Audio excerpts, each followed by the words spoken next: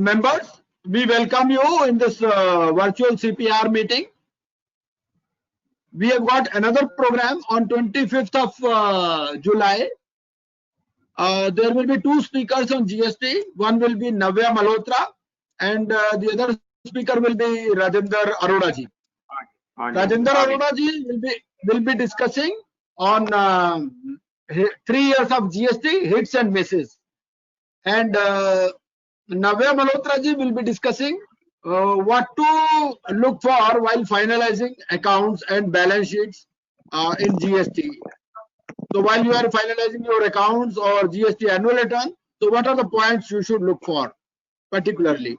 So these two speakers will be there with us on 25th of July. Okay. From 4 p.m. onwards. That is 3 hours meeting. 4 to 5:30 is one session and 5:30 to 7 o'clock is another session.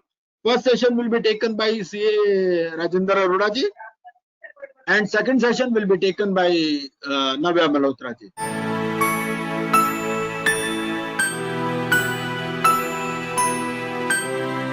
So with this, over to Sanjay Agarwal ji, who is already amongst us. I would request Bhardwaj ji to please introduce the speaker. I welcome our past Central Council member Sanjay Agarwal ji to today's seminar. He will deliberate on the topic ITR forms, new ITR forms.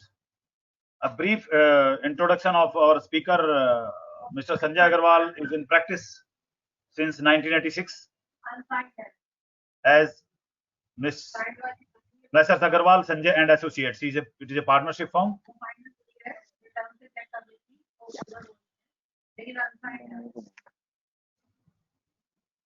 Hello. Kindly mute yourself. Hello. Sanjay ji, am I audible? बीच बीच में आवाज टूट रही है, कोई बात नहीं. नहीं, there is some background sound कुछ आ रही है, जैसे किसी की बातचीत सुनाई दे रही हो.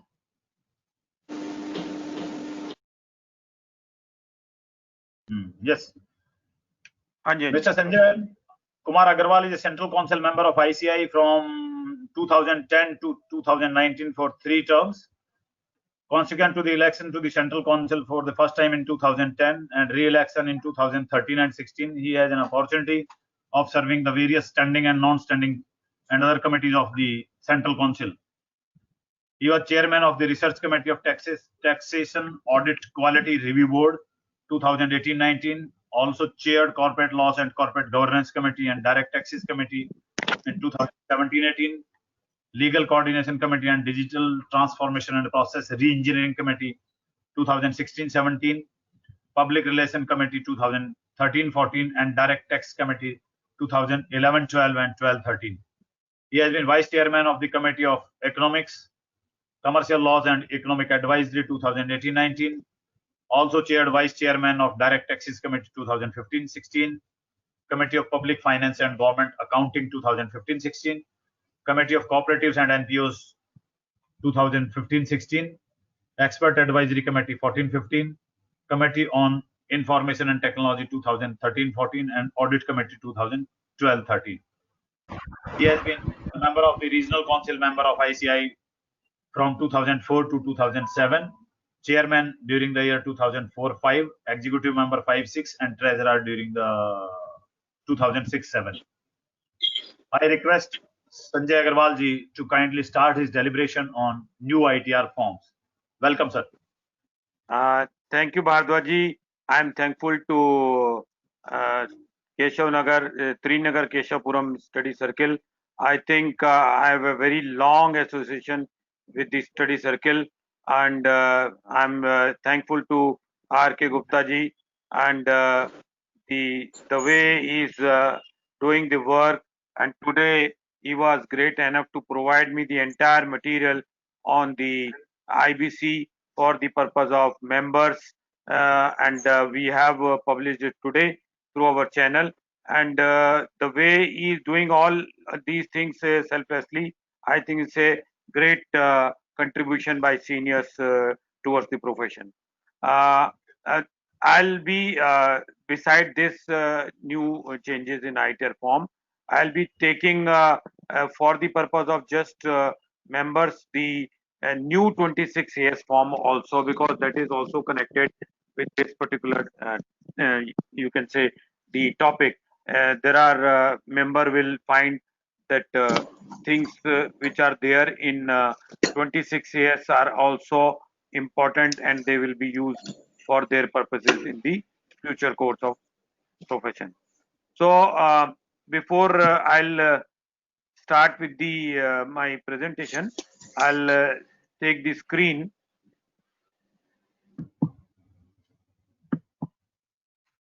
I think screen I have to be given again. Can you make me again presenter? Sanjay Agarwal ji stop करके ऐसे एक make presenter. My voice is there? Yes sir, yes sir, you are audible. Okay, आ गई. Yes, it has come.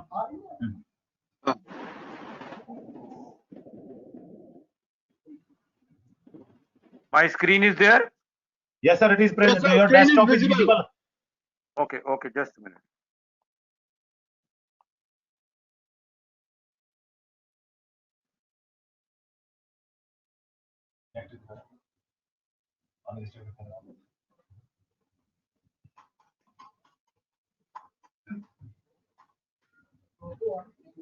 कौन कर रहा है?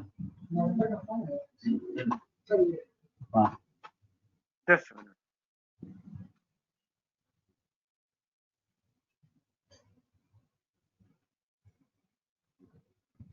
उसको 1 लाख रुपए कम कर. साइड 1 लाख रुपए कम करता हूँ शायद. 3 चढ़ाइए, इसको 2 कर दीजिए. 3 कर दीजिए. Yes sir. Actually, my presentation is on the right side. Or screen.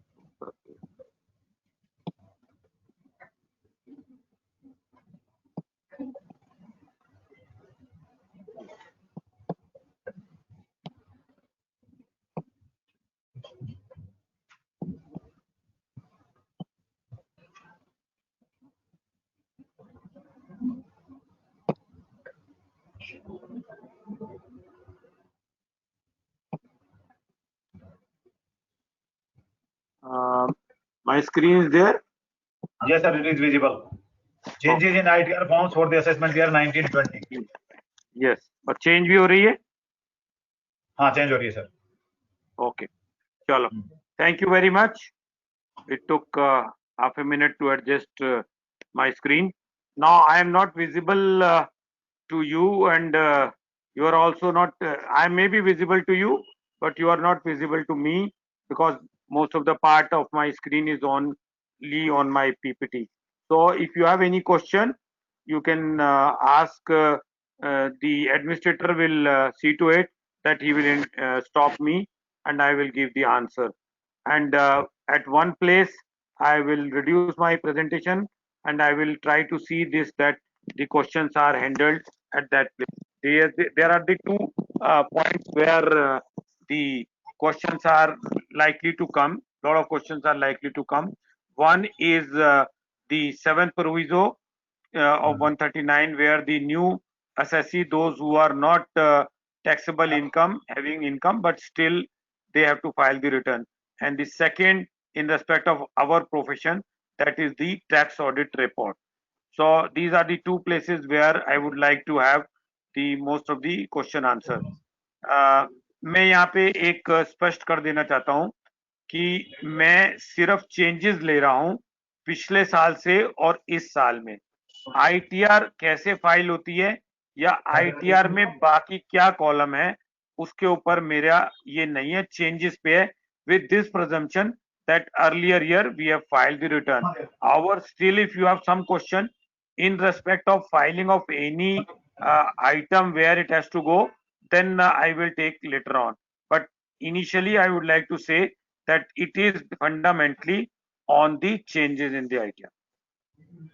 दूसरी चीज, कुछ एक समय इसमें मेरा ब्रशअप के लिए मैं यूज करूंगा, और कोशिश करूंगा कि क्योंकि आज शायद मेरा 11वां या 12वां डेलिब्रेशन है, but please go through with the presentation and also see to this that if it requires any changes please let me know, because अभी hand on लोगों ने रिटर्न फाइल करनी शुरू नहीं करी है. Next point, that there are only two forms which have been made schema, which is operational, form number 1 and 4.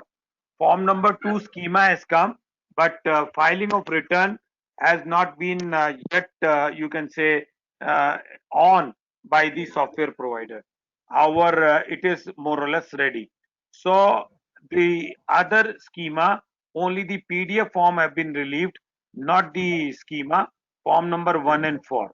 So this is the little bit background, and presently I am taking you to some of the fundamentals, and then we'll move towards the each and every changes which are. Next, what we have done, that we have tried to consolidate the form where the common changes are there. For example, there are 10 changes which are there in form number 2, 4, 5, 6. So I have brought them together. If there are one change in all the form, I have brought 1 to 7 at one place, so that any change is not repeated and any change is not left. I have tried to cover it. Now let us see that all of those who are there, they how they take it. And what I will say here, that the query must be addressed. Query must be addressed of the member. कोई आवाज आ रही है पीछे से? Hello. Some of the member are, I think, not mute. 99. Hello. Some of the member are not mute. Just a minute.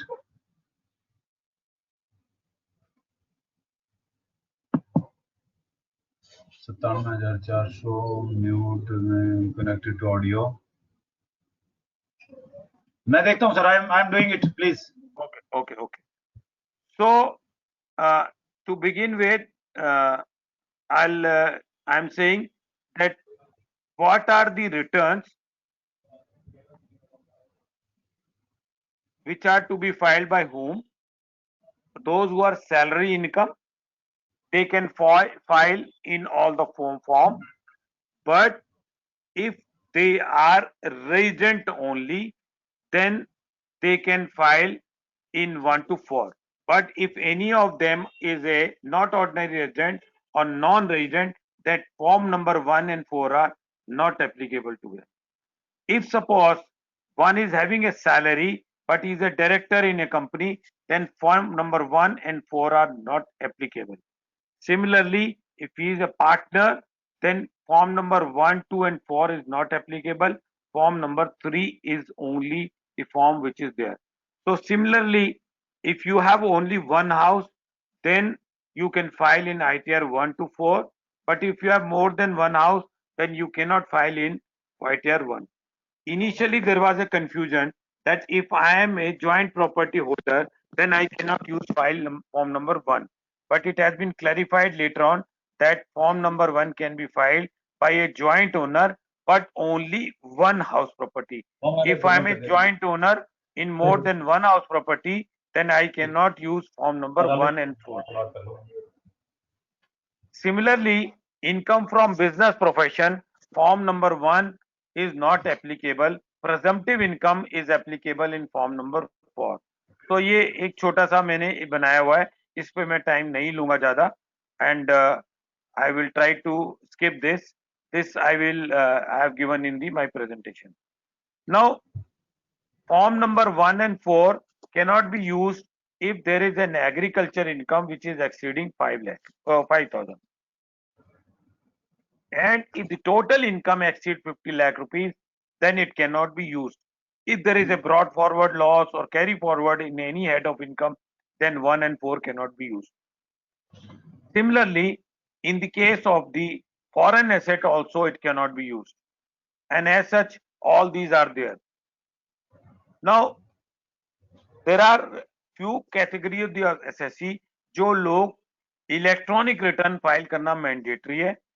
Paper return आज की date में very senior citizens can file irrespective of the income, and those who are not very senior citizens only having up to 5 lakh rupees of income can file their return in paper form.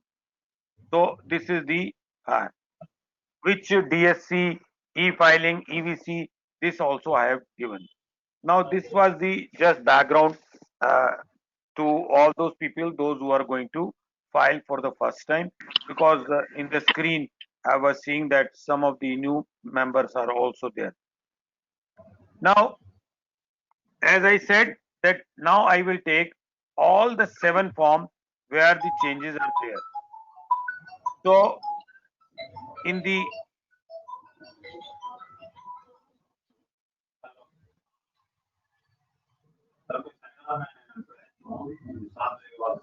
sorry, actually ये गलत खुल गई है. Sorry, I will change it. Sorry, just a minute. Oh, shivering.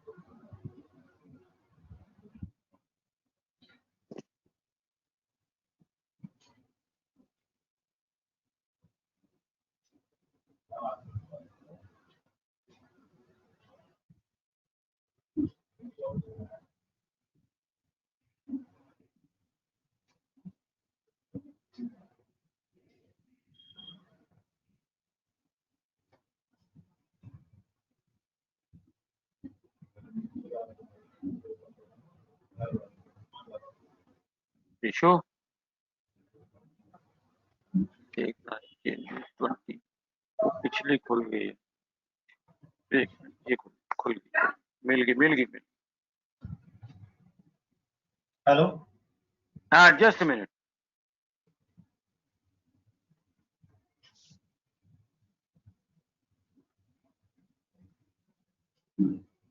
आ गई screen?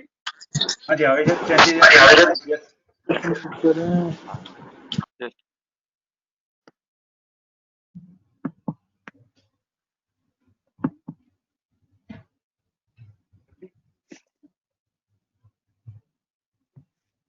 now changes which are there in 1 to 6 I am taking. As we all know that there is a extension of making the investment. There is a extension of completing in the case of the 10AA. There is a extension in the deposit or investment in the cases of the capital gain. So for the first time it is happening that because of the COVID, the changes which have been made in the return are in respect of the payment which are falling beyond the financial year. इसका मतलब 31/3/2020 के बाद जो investment या जो हमने expenditure किया है जो एलिजिबल है वो उसको हम रिटर्न के अंदर क्लेम कर सकते हैं. उसके लिए इन्होंने एक शेड्यूल DI इसके अंदर इंट्रोड्यूस किया है. शेड्यूल DI के 3 पार्ट्स हैं. पार्ट ए जो कि चैप्टर 6A से रिलेटेड है, पार्ट बी जो है सेक्शन 10AA से रिलेटेड है, और पार्ट सी सेक्शन 54 से 54 GB से रिलेटेड है. Now I will take you to part DI, schedule DI. यहाँ पे मैं एक चीज क्लैरिफाई करना चाहता हूं कि जो 31 मार्च को ऑर्डिनेंस आया था उसमें वो टाइम एक्सटेंड हुआ था 30 जून तक, लेकिन 24 जून को एक नोटिफिकेशन से वो 30 जून वाला टाइम 31 जुलाई तक एक्सटेंड कर दिया गया। लेकिन जो फॉर्म आज की डेट में अवेलेबल है साइट पे, उसमें वो अभी 30 जून ही है। तो या तो आप अभी वेट करें क्योंकि रिटर्न का टाइम 30 नवंबर है, और अगर आपके एसएससी ने 30 जून के बाद भी कोई इन्वेस्टमेंट करी है और वो उसको financial year 1920 relevant to assessment year 2021 में क्लेम करना चाहता है तो उसको वेट करना चाहिए नए फॉर्म के लिए। यहाँ पे मैं एक और चीज बताना चाहूंगा कि जो लोग हम अपनी रिटर्न प्रिपेयर करते हैं कि भी हम इनको प्रिपेयर करके रखते जाते हैं और बाद में हम एक साथ फाइल कर देंगे, मेरी उनको रिक्वेस्ट है कि जितनी रिटर्न इनकी प्रिपेयर हो जाए वो उनको फाइल करते जाएं, क्योंकि ये 30 जून वाला स्कीमा चेंज हुआ, ऐसा ना हो कि हमारा गुड वर्क जो है रीवैलिडेट करना पड़ जाए दोबारा। तो अब मैं आपको एक्चुअल रिटर्न पे लेके जा रहा हूं जहां पे वो शेड्यूल डी आई है। Schedule DI, as you must be seeing on the screen, is having a gray portion and a white portion. The white portion is as on say date is saying 30 June, but this is extended up to 31st July. ये chapter 6A में इतने section में आप deduction ले सकते हैं financial year के बाद की भी 31 जुलाई तक, लेकिन आपको जो टोटल ओवरऑल डिडक्शन है उसमें कोई इंक्रीज नहीं हुआ है, वो उतना ही थ्रेशोल्ड लिमिट है। 1.5 लाख है तो 1.5 लाख है, 50,000 है तो 50,000 है, बाकी जितनी लिमिट है वो सारी उतनी है। तो टोटल डिडक्शन आपको जितनी क्लेम करनी है वो यहाँ पे लेनी है, और उसमें से जितनी अगर पेमेंट कोई आपने 31 मार्च के बाद की है तो वो आपको व्हाइट पोर्शन में लेनी है। फॉर एग्जाम्पल, अगर मान लीजिए मैंने LIC एटसेट्रा की पेमेंट 1 लाख की है, उसमें से 30,000 मैंने 1 अप्रैल के बाद की है, तो मेरे को 1 लाख यहाँ लिखना है और 30,000 यहाँ लिखने हैं।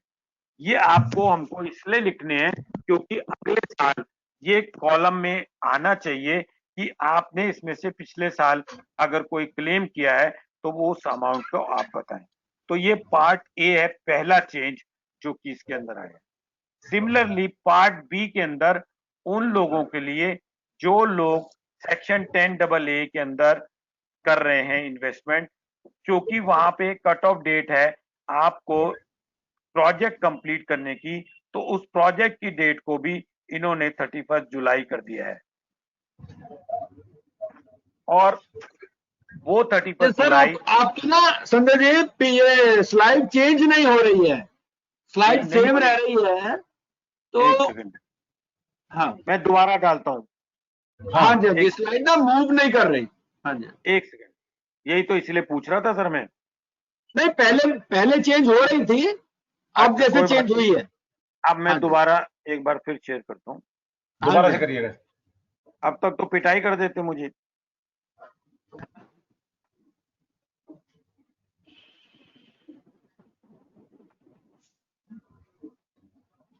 अब देखिए हुई, अब हो रही है जी चेंज, अब हो रही है। हाँ जी, हाँ जी, ठीक है, ठीक है, ओके कंटिन्यू। हाँ, तो ये मैं एक मिनट दोबारा बता देता हूँ।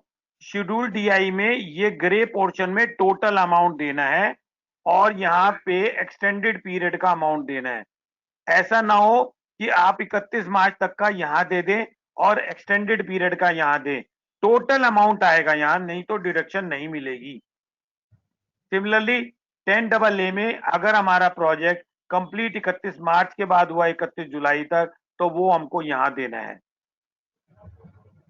और ये आपके कैपिटल गेन से रिलेटेड है, LTG और ये STG, ये सेक्शंस की टोटल डिडक्शन ग्रे पोर्शन में देनी है, और जो अमाउंट आप यूटिलाइज कर रहे हैं बिटवीन 1 अप्रैल एंड 31 जुलाई वो यहां देना है।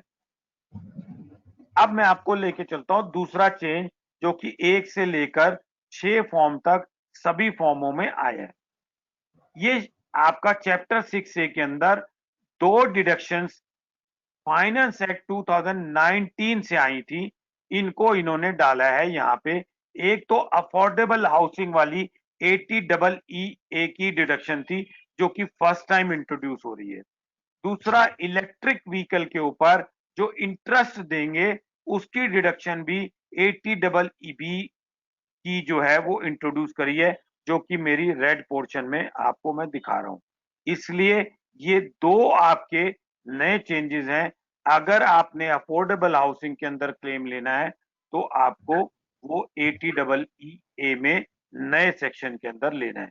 इसमें भी एज मैंने बोला कि ये भी आप जो है वो एक्सटेंडेड पीरियड में इन्वेस्टमेंट कर सकते हैं। अब ये सर 3 चेंजेस आए हैं हमारे, which are related to chapter 6 से। पहला और चेंज आया ये 80LA1 और 1A, ये एक डिडक्शन है जो इसमें इस साल पहली बार इंट्रोड्यूस हुई है, जो एक बैंक्स के मर्जर वगैरह से रिलेटेड है। ये 15 साल के लोगों के लिए जो फॉर बैंक्स है उनको है। दूसरी डिडक्शन जो है ये इंटरनेशनल फाइनेंशियल, जो हमारे जो गुजरात गिफ्ट सिटी जैसे जो हमारे सेंटर्स हैं वहां के लिए एक ये डिडक्शन जो 10 ईयर की आई है, उसका 80LAIA करके एक सेक्शन इंट्रोड्यूस हुआ है, जो कि वो यहाँ पे अलग से दिखाना है। इसके अलावा एक और डिडक्शन शुरू हुई है जो कि 80PA से रिलेटेड है। ये 5 साल के लिए मिलेगी उन लोगों के लिए जिन लोगों ने प्रोड्यूसर कंपनी में कोई करनी है। अब इसका चेंजेस 1 से लेकर 6 में सभी केसेस के अंदर इन्होंने कर दिया है। It may not be relevant in form number 1 but that has been made into all form 1 to 6। अब मैं आपको लेके चलूंगा 1 से लेकर 4 फॉर्म्स के अंदर कॉमन चेंजेस कौन से हैं। तो सर यहाँ पे सबसे ज्यादा क्वेरीज आएंगी। मैं कोशिश करूंगा कि मेरी डेलिब्रेशन का एक सब्सटेंशियल पार्ट जो है वो एग्जाम्पल यहाँ पे दूं ताकि हम लोगों की कोई क्वेरी ना बचे। लेकिन उसके बाद भी मैं ऑर्गेनाइजर से कहूंगा कि चैट बॉक्स को अब जब मैं यहाँ पे पॉज करूंगा तो चैट बॉक्स खोल ले और उसमें कोई क्वेरी रह जाए तो उसको मैं यहीं खत्म करूंगा, क्योंकि यहाँ बहुत कंफ्यूजन है। सबसे पहले मैं ये एक वर्ड ऑफ क्वेश्चन देना चाहता हूँ। यहाँ जो लोग रिटर्न फाइल करेंगे उनको ध्यान देना है कि ये सिर्फ उन लोगों के लिए एप्लीकेबल है जो लोग नॉन एसएससी हैं, जिनकी इनकम बिलो टैक्सेबल है। अगर उनकी इनकम अदरवाइज टैक्सेबल है तो उनके लिए ये कॉलम नहीं है। ये नया कॉलम सिर्फ उन कैटेगरीज के लोगों के लिए है जिनकी नॉन टैक्सेबल इनकम है, लेकिन वो इन 3 किसी क्राइटेरिया में फॉल आउट होते हैं, उनको रिटर्न फाइल करना मैंडेटरी है। तो नेक्स्ट, अगर आप जो है टैक्सेबल इनकम में है तो आपको सीधा जो है नो कर देना है और ये बाकी का फॉर्म आपके लिए डिसेबल है। अगर आप यहाँ यस करेंगे तो इसका मतलब एंड ऑफ द डे में आपकी इनकम टैक्सेबल नहीं होनी चाहिए। तो ये प्लीज नोट करें, अगर आप कहीं करके वैलिडेट कर देंगे और यहाँ टिक करेंगे तो आपको प्रॉब्लम आ सकती है। अब पहली कंडीशन उन लोगों को जिनकी बिलो टैक्सेबल लिमिट है, but they have to file the return if they have deposited more than 1 crore rupees in one or more current account during the previous year। 1/4/19 से लेकर 31/3/20 के बीच में जिन्होंने करंट अकाउंट में, यहां सेविंग बैंक नहीं है, करंट अकाउंट में 1 करोड़ रुपए से ऊपर की डिपॉजिट करी है। Please do not confuse it with one cash deposit, वो अलग चीज है, वो AIR में जाएगी, यहां उसका कोई लेना देना नहीं। करंट अकाउंट और उस एसएससी के अगर एक से ज्यादा करंट अकाउंट हैं तो aggregate of all the account has to be see, और ये एग्रीगेट अमाउंट जो डिपॉजिट हो रहा है, मान लीजिए आप डिपॉजिट करके विड्रॉ कर रहे हैं और फिर डिपॉजिट कर रहे हैं, तो वो डिपॉजिट में काउंट होगा या नहीं? वो डिपॉजिट में काउंट होगा। तो क्रेडिट साइड पे जो आपके आए हैं वो आपके, हाँ ये हो सकता है कि अगर आपका कोई चेक बाउंस हो गया हो और वो कॉन्ट्रा हो गया हो और अल्टीमेटली वो डिपॉजिट नहीं आया हो, तो वो इस अमाउंट की एग्रीगेट काउंटिंग के अंदर नहीं आएगा। अब ये कहेंगे कि साहब ऐसा आदमी कौन हो सकता है जिसकी 1 करोड़ की डिपॉजिट हो और जो है वो इनकम बिलो टैक्सेबल हो? पॉसिबल है सर, ये जरूर बहुत सारे केसेस हैं जहां पे ये इसको मैप करना चाह रहे हैं, इसलिए जो है इन्होंने इसको यहाँ डाला है। दूसरा, यहाँ पे ये कह रहा है have you incurred expenditure of an amount or aggregate of an amount exceeding 2 lakh for travel to a foreign country for yourself or for any other person? जब ये लास्ट ईयर 2019 में ये प्रोविजन लाया गया था तो उस टाइम इन्होंने ये कहा था कि नेबरिंग कंट्री को नहीं डालेंगे, लेकिन कोई सर्कुलर नहीं आया। तो आज की डेट में आपको 2 लाख रुपया अगर उससे ऊपर आपने अपने ऊपर या अपने किसी और आदमी के ऊपर खर्चा किया है फॉरेन ट्रेवल के ऊपर, तो वो उसके अंदर। अब foreign travel includes the expenditure on air ticket, staying, foreign currency etcetera. अब यहां मैं 3-4 एग्जांपल लेता हूं। मान लीजिए मेरा बेटा जो है वो एसएससी नहीं है, he is A for example student, और वो अमेरिका घूमने जाता है और उसकी टोटल एक्सपेंडिचर जो है वो 3 लाख की है। अब मैं उसके पैसे को दे रहा हूं तो 3 लाख से ऊपर मैं दूंगा, और मैं अगर एसएससी हूं तो मुझे ये कॉलम नहीं लगेगा और बेटे को भी नहीं लगेगा। लेकिन अगर मैंने बेटे को पैसे दिए 3 लाख और बेटे ने उसमें से 2,10,000 के एक्सपेंडिचर कर दिए, तो उसको रिटर्न भरनी पड़ेगी इररेस्पेक्टिव कि वो पैसा मेरे से आए। और अगर मैं भी एसएससी नहीं हूं तो मुझे नहीं भरनी, क्योंकि मैंने पैसा उसको ट्रेवल के लिए नहीं दिया, मैंने गिफ्ट दिया। हाँ, अगर मान लीजिए 2,10,000 में से 1,50,000 की मैं उसको पेमेंट करता हूं चेक से और 1,50,000 के खर्चे में डायरेक्ट उसके बिहाफ पे ट्रेवल एजेंट को या उनको देके 3 लाख का टोटल खर्चा करता हूं और मैं भी एसएससी नहीं हूं, वो भी एसएससी नहीं है, तो ये पॉसिबल है कि दोनों आदमी रिटर्न फाइल ना करें। तो ये जो है मैं इसके प्रोविजन पे आपको लेके चलूंगा। यहाँ पे उसने कहा है इनकर्ड मोर देन, लेकिन जब आपका फॉर्मेट आया तो फॉर्मेट को एक्सपेंडिचर से इसने लिंक कर दिया, तो इसमें एक्सपेंडिचर इनकर है। अब यहाँ एक डिफिकल्टी आई, मेरा ब्रदर यूएस में है, अब उसने मेरी फैमिली के लिए टिकट सब भेज दी, हर चीज कर दी और हम लोग सब वहां चले गए और इस पे टोटल 4 लाख रुपए 3 लाख रुपए खर्च हो गए। मेरे ब्रदर का कोई भी इंडिया के अंदर सोर्स ऑफ इनकम नहीं है। Is he liable to file a return? इस अगर आप इसको बेयरली रीड करें तो yes, he is liable to file a return in India. हमने अपने डॉक्टर गिरीश आहूजा जी को भी रिक्वेस्ट करी है और मैंने भी अपने लेवल पे कहा है कि इसकी क्लैरिफिकेटरी दें, क्योंकि उनकी कोई भी सोर्स ऑफ इनकम इंडिया में नहीं है और वो एसएससी इंडिया में नहीं है, कोई एसेट नहीं है। आप उन लोगों को कैसे फोर्स करोगे, ढूंढोगे ऐसे कि वो जो है आपको यहाँ रिटर्न फाइल करें, और वो नॉन फाइलर होंगे अगर वो नहीं करेंगे। तो I am hopeful that some amendment or some notification will come in respect of those people,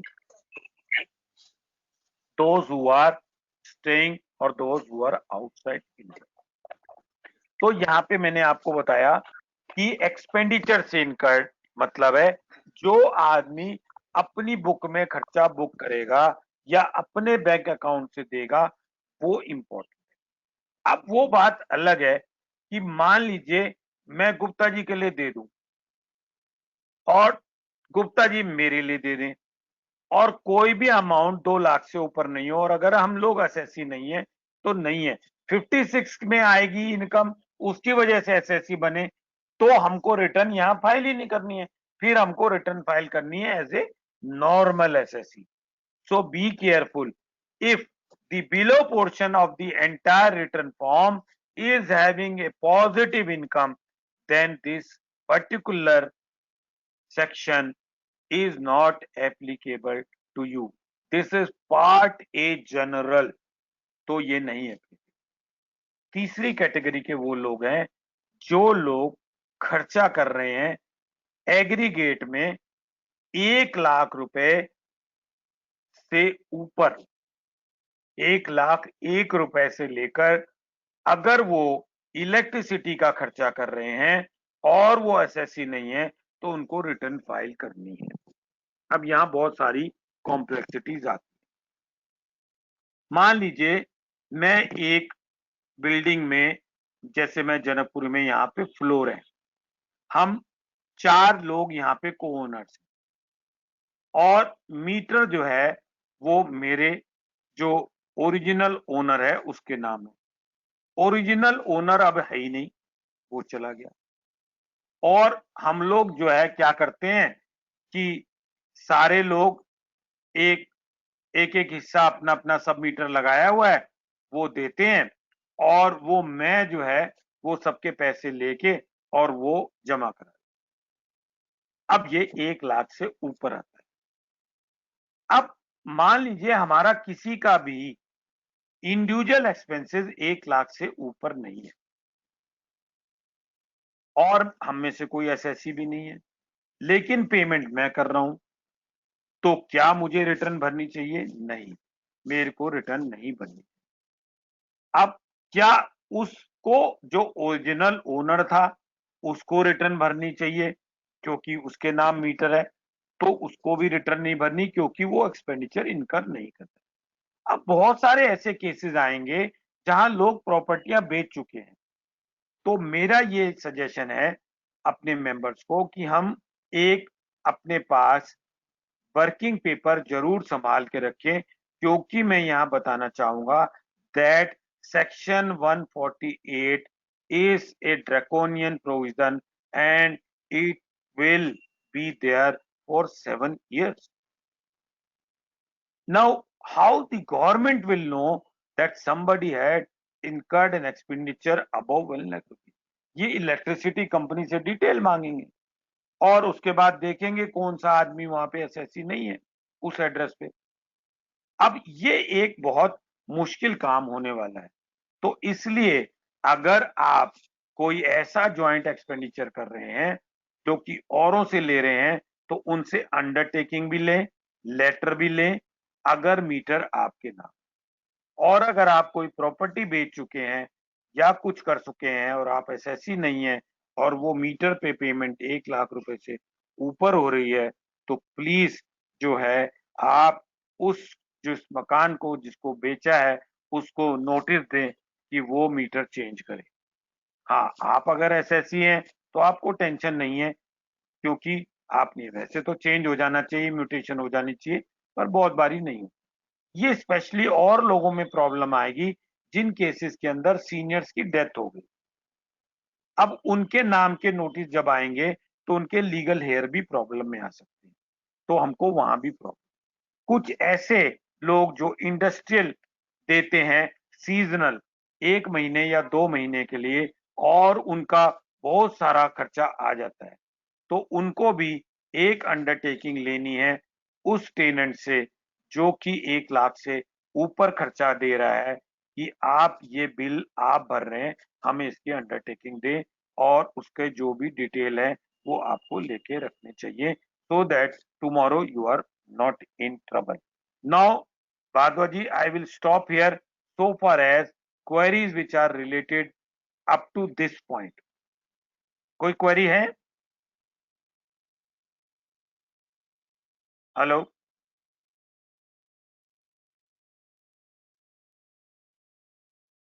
मेरे को भी कोई क्वेरी नहीं है. Am I audible? चलिए. Yes, sir, you are audible. कोई अभी कोई क्वेरी है? क्वेरी नहीं है सर. चलिए, वेरी गुड. अब हम चलते हैं आगे. अब वो चेंजेस हैं जो 1 to 7 में है. तो सर पैन और आधार जो है ये इंटरचेंजेबल यूज होगा, ऐसा इसमें बताया गया था. तो जहां जहां पैन और पैन था वहां आप पैन या आधार कोई चीज कर सकते हैं. ये ऑल अक्रॉस इतनी जगह चेंजेस आया है जहां पे ऑडिटर है ये, और जो है आपकी रिप्रेजेंटेटिव एसएससी है, हाउस प्रॉपर्टी है, इमूवेबल है, ये सब तरीके से इतनी जगह चेंजेस आए हैं जहां मैंने इसको कैप्चर किया है. नेक्स्ट आया है सर डिन नंबर. जैसा कि हमारी माननीय वित्त मंत्री जी ने बताया था कि अगर 1 मई 2019 के बाद आपको डिपार्टमेंट से कोई नोटिस, कोई लेटर अगर आता है और वो कोई चीज आपको कंप्लाई करने के लिए कहता है या कोई चीज आपसे मांगता है, उसके ऊपर कोई डिन नंबर नहीं है तो उसको कचरे के डिब्बे में डाल दीजिए. तो उस चीज को ऑनर करने के लिए इन्होंने उसको यहां इंट्रोड्यूस करा और कहा कि अगर आपका सेक्शन 139(9), 142(1), 148, 153A, 153C और 1192B के अंदर अगर आप रिटर्न फाइल कर रहे हैं और अगर वो 1 मई 2019 के बाद का नोटिस है तो आपको वो डिन नंबर यहां देना है. मैंने फॉर्म नंबर 1 में एक डाल के देखा था, एक विदाउट डिन नंबर के, तो उसने रिटर्न वैलिड कर दी थी. लेकिन हो सकता है कि ये जो है आपकी रिटर्न ना वैलिड हो. दूसरा, मैंने जो है यहाँ पे एक गलत नंबर डाल के फिर डाल के देखा और मैंने उसके अंदर 1 मई के बाद की डेट डाली तो वो कोई भी यहाँ पे वो डिन नंबर साइट से वेरीफाई नहीं कर रहा है. सो आई कांट से एनीथिंग कि भाई ये क्या है. हो सकता है आने वाले समय में ये डिन नंबर डिपार्टमेंट के डिन नंबर से जो है वो कॉन्फ़िगर हो जाए और ये डिन नंबर अगर आप गलत डालें तो आपकी रिटर्न वैलिड नहीं हो. तो बी केयरफुल. अपनी जो भी 1 मई 2019 के बाद रिटर्न इन सेक्शंस के अंदर की वजह से फाइल हो रही हैं, उसमें अपने को इसकी डेट और नंबर दोनों देना जरूरी है. अब सर एक इन्होंने चेंज किया रिफंड्स के लिए. What they have changed that now you can give more than one account, but you have to say that you want in which bank account the refund. तो फिर क्या फायदा हुआ जी? नहीं सर, इसका फायदा कैसे हुआ? फॉर एग्जाम्पल मैं बताता हूँ. मान लीजिए मैं आज मुंबई में पोस्टेड हूँ, मैंने मुंबई से रिटर्न फाइल कर. अब आजकल तो सीबीएस का जमाना आ गया, आपको वैसे कोई सर्विस ब्रांच की जरूरत नहीं है, लेकिन फिर भी बहुत सारे एम्प्लॉयर्स जो हैं वो बैंक अकाउंट खोलते हैं आपका अपने ही बैंक. तो मेरा एक बैंक अकाउंट मुंबई में खुल गया. अब 5 महीने बाद मेरी ट्रांसफर हो गई या मैंने नौकरी छोड़ दी, मैं दूसरी जगह आ गया, मैंने वहां दूसरा खोल दिया. वो अकाउंट मैंने जो है वो अभी है, जब मैंने रिटर्न फाइल करी तो उसका दे दिया और एक और दे दिया. पहले एक ही दे सकते थे. तो पहले प्रॉब्लम क्या आती थी, अगर वो बैंक अकाउंट बंद हो जाए तो उसका बड़ा एक लेंथी प्रोसेस था. आपको एक चेक देना पड़ता था कैंसल्ड, एक रिक्वेस्ट जाती थी, वो आपके रिकॉर्ड में चेंज होता था, उसका केवाईसी होता था, उसके बाद आपको रिफंड।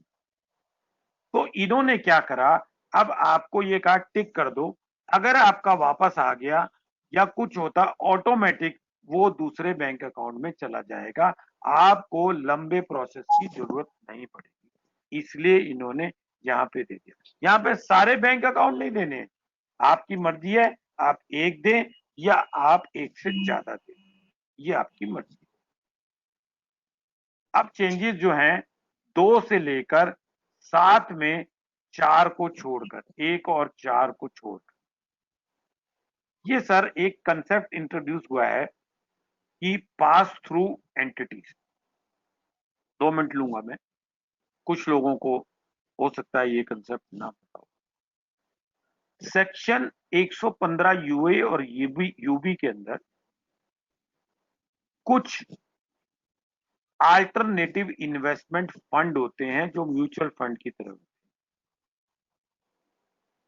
उनको गवर्नमेंट ने ये मैंडेट किया है कि वो अपनी इनकम को टैक्स, बिजनेस इनकम के अलावा वो ना दे, और वो टैक्स जो है शेयर होल्डरों के या यूनिट होल्डर के हैंड में हो। ये क्यों किया? इसलिए किया क्योंकि अगर इनकम यहां टैक्सेबल होगी, ये एंटिटीज टैक्सेबल हैं, इनके हैंड से जब शेयर होल्डर के हैंड में जाएगी, और शेयर होल्डर अगर नॉन टैक्सेबल है या लोअर टैक्सेबल है तो उसको हिट होगा। तो इन चीजों को बढ़ावा देने के लिए इन्होंने ये कहा कि अब ये इंस्टीट्यूशंस जो हैं ये 2 सर्टिफिकेट इशू करेंगे every year to their unit.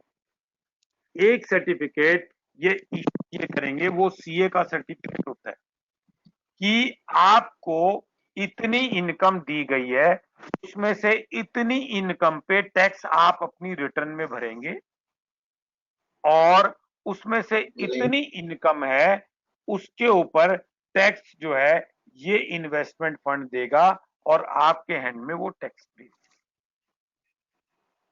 अब इन्होंने क्या कहा कि साहब उनका लॉस अगर हुआ, और मान लीजिए मुझे लॉस हो गया, हाउस प्रॉपर्टी में लॉस हो गया, अदर सोर्सेज में लॉस, कैपिटल गेन में लॉस हो गया, तो क्या जो यूनिट होल्डर है वो क्या करेगा? उसको तो लॉस, उसकी वैल्यू तो कम हो गई उसकी इन्वेस्टमेंट की, तो आप उसको कैपिटल लॉस दो, या तो वो आप देते नहीं है क्योंकि ये रेवेन्यू है।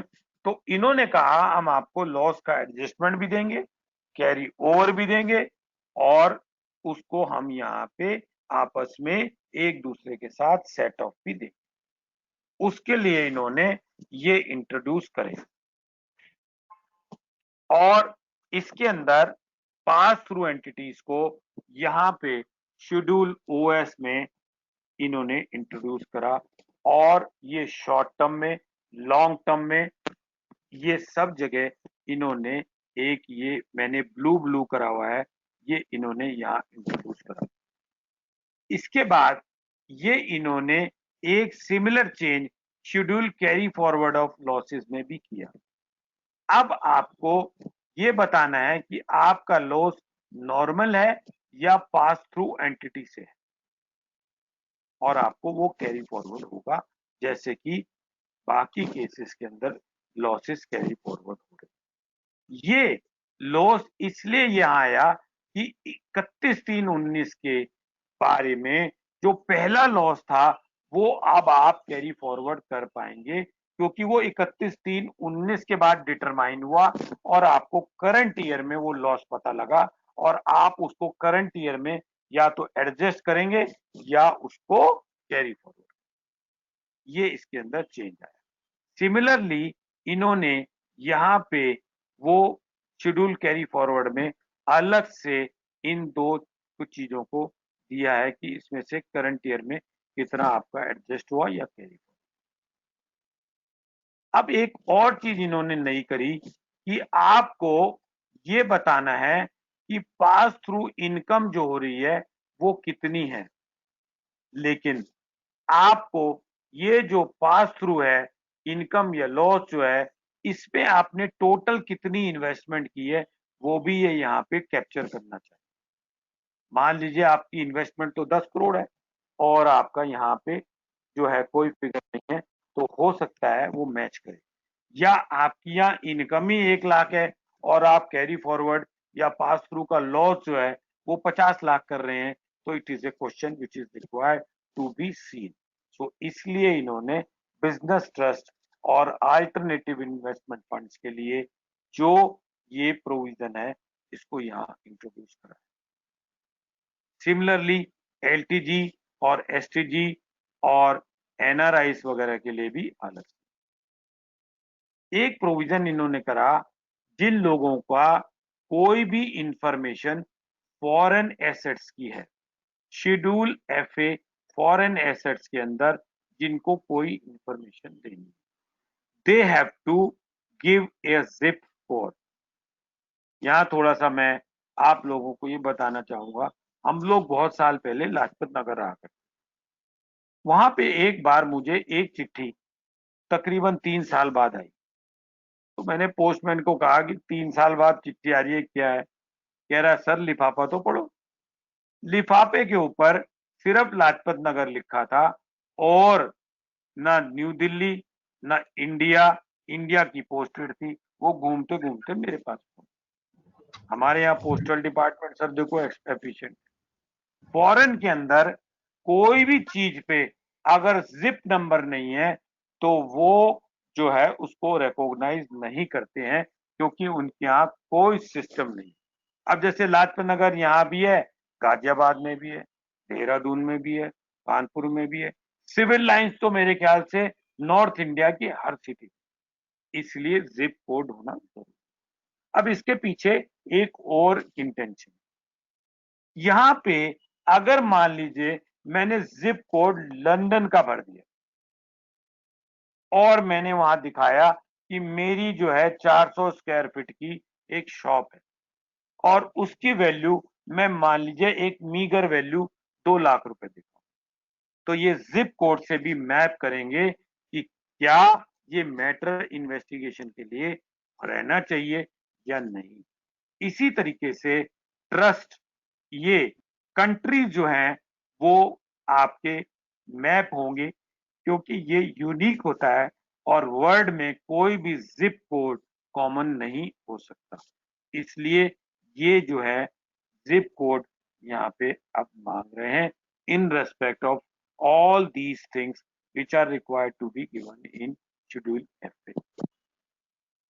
अब सर मैं आपको लेके चलूंगा फॉर्म नंबर 6। फॉर्म नंबर 6 पे सिर्फ जो फॉर्म नंबर 6 में चेंजेस हैं, ये जो डिविडेंड आपको लेसर रेट पे रिसीव होगा उसका एक शेड्यूल इन्होंने अदर से अलग से खोल दिया है और शेड्यूल ओएस के अंदर शेड्यूल एसआई स्पेशल रेट पे स्पेशल इनकम जो होंगी वो यहाँ दिखानी। दूसरा सर शेड्यूल एसएच जो 1 और 2 इन्होंने इंट्रोड्यूस करे हैं। शेड्यूल एसएच 1 के अंदर इन्होंने कुछ चेंजेस करे। Now this schedule is not applicable to section 8 or companies which are under old section in the Companies Act 25। 1956 companies act के 25 सेक्शन और 2013 के सेक्शन 8 की कंपनियों पे ये एप्लीकेबल नहीं, या उन कंपनियों पे जो कि लिमिटेड बाय गारंटीज हैं उनके केस में ये नहीं एप्लीकेबल है। बाकी सब केस में एक ये डिटेल भरनी है और अगर हम इसको देखें तो हमें आज की डेट में ही अपने क्लाइंटों को ये बता देना चाहिए कि ये आपको इंफॉर्मेशन देनी है और ये इंफॉर्मेशन एज ऑन 31 मार्च 20 की देनी है। इसके अंदर उसका रेजिडेंशियल स्टेटस भी देना है। उसका टाइप ऑफ शेयर, पैन भी देना है, date of allotment, number, face value, issue price, दोनों के बीच का डिफरेंस हो जाएगा प्रीमियम, और कंपनी ने कितना अमाउंट रिसीव किया है। अब सर कई केसेस में शेयर होल्डर आपका नया आ जाता है, तो कंपनी ने उस केस के अंदर तो कोई अमाउंट जो है उस शेयर होल्डर से रिसीव नहीं किया, तो जो अमाउंट ओरिजिनल शेयर होल्डर से रिसीव किया है वही आपको यहाँ पे देना है, फिगर एंड की देनी है। लास्ट ईयर इन्होंने कुछ इंस्ट्रक्शंस दी थी कि जिनके पैन नंबर नहीं है तो वो एक पर्टिकुलर चीज भर दें, अब इन्होंने पैन की जगह आधार भी डाल दिया। तो जब ये फॉर्म नंबर 6 का स्कीमा नोटिफाई होगा तब हमें ये पता लगेगा कि यहाँ क्या डिफिकल्टीज आ रही हैं, पर आज की डेट में ये मैंडेटरी है। इसी तरीके से सर एक जिन कंपनीज के ऊपर आपको रॉयल्टी पे 50% टैक्स देना है उनके लिए इन्होंने शेड्यूल ISI, स्पेशल इनकम और शेड्यूल OS के अंदर 2 अमेंडमेंट कर दिए हैं। ये बहुत कम लोगों के लगता है, बहुत पुराने लोगों के। देन जैसा कि हमको ये मालूम है कि last year there were an option to claim the lesser rate of taxation or special rate of taxation, and in that case we need to tick this particular in the e-utility for domestic company, क्योंकि जो भी आप इसको जब टिक करेंगे तो आपका rate जो फॉर्म के अंदर इनकम कैलकुलेट होगी वो वैलिडेट उसी रेट से होगी जिस रेट से इस सेक्शन के अंदर ये एप्लीकेबिलिटी। तो इसलिए अगर आप नॉर्मल रेट में हैं या स्पेशल रेट में हैं आपको यहाँ वो टिक करना पड़ेगा ताकि आपकी रिटर्न उसी सेक्शन में वैलिडेट हो। अब ये सर एक आया जो हम वेरिफिकेशन अपनी करते हैं रिटर्न फाइलिंग की, डिजिटल जहां लगाते हैं तो हमको ये इंफॉर्मेशन देनी होती है। यहाँ पे इन्होंने ये कहा हमें अब डिन नंबर चाहिए MCA का। बहुत सारे केसेस के अंदर ऐसा पाया गया कि कंपनी तो चल रही है पर ROC में वो बंद हो, और इसी तरीके से उन्होंने यहाँ पे अब कहा नहीं हमें ROC का डिन नंबर चाहिए। अब ये जब आएगी तब हमको ये देखना है कि क्या ये डिन नंबर ये MCA से वेरीफाई करता है। जैसे कि सेबी के साथ इनका अरेंजमेंट हो गया, जैसे कि GST वालों के साथ इनका अरेंजमेंट हो गया, जैसा कि कस्टम के साथ इनका कोई एग्रीमेंट है, ऐसे ही MCA के साथ भी अगर कोई लिंक हो गया और आपने यहाँ पे डिन नंबर गलत डाला तो आपकी ये रिटर्न वैलिड नहीं हो, और अगर वो डिन नंबर वहां पे ब्लॉक है तो ये भी यहाँ पे आपको रिटर्न फाइल नहीं करने देगा। इसलिए please be careful that you should have a active DIN number of a person who signing the return. अब सर ये वैसे कोई अमेंडमेंट नहीं है, पहले लोग भर देते थे, अब इन्होंने को ओनरशिप को अलग से कैपिटल गेन के अंदर कॉलम दे दिया है, both in short term and in long term in the case of the company। एक IND-AS वाले जो कंपनियां थी उनका एक नो अकाउंट का केस था, वो इन्होंने हटा दिया कि इनका IND-AS वाले इंडिया के अंदर अगर मेंटेन नहीं कर रहे हैं तो वो नहीं दिखाते थे, लेकिन इन्होंने उसको वो अब डिलीट कर दिया। अब सर मैं आपको लेके चलूंगा changes which are there in 3, 5 and 6। जैसा कि हमें मालूम है in order to boost the auto industry the government has given additional rate of depreciation to all motor vehicle which are purchased between 23rd August and 31st March 20 an additional depreciation of 15%. तो इन्होंने जिन चीजों के ऊपर 15 था वहां 30 हो गया, और जहां 30 था मोटर व्हीकल पे वहां 45 हो गया। अब वो motor vehicle, motor lorries, taxis, ये उनके ऊपर जिनके ऊपर 30% पहले मिला करता था, अब उनको इस बार 45 होगा, और 45 का कोई ब्लॉक नहीं था, इसलिए वो उस ब्लॉक को यहाँ डाल दिया। ये नोटिफिकेशन नंबर 69/2019 डेटेड 20th सितंबर से एनहांस रेट ऑफ डेप्रिसिएशन। कोई आवाज आ रही पीछे से जी? कहीं कोई अनम्यूट हो गया जी फिर? यस। अब आपको ये बताऊं कि बहुत सारे लोगों ने ये पूछा मुझसे कि अगर मैं 2 अक्टूबर को के बाद या 30 सितंबर के बाद कोई चीज खरीदूंगा तो क्या मुझे ये मिलेगा या नहीं मिलेगा? बिल्कुल मिलेगा, आपको आधा मिलेगा। आपको अगर आपने कोई motor vehicle, motor car purchase करी है तो शेड्यूल रेट ऑफ डेप्रिसिएशन जो आपको आएगा उसका आपको 50% मिलेगा, उसके अंदर कोई चेंज नहीं है।